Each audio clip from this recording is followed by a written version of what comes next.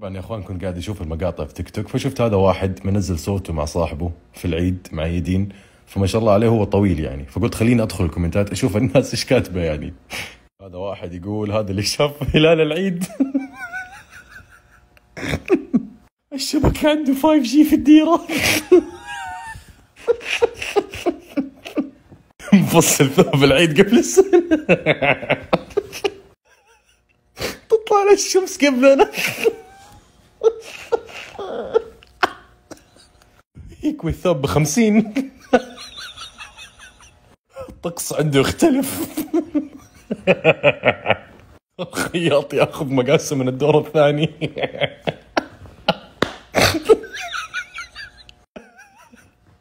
إذا كلمت يوصل الكلام بعد أسبوع. في شيء قبلنا.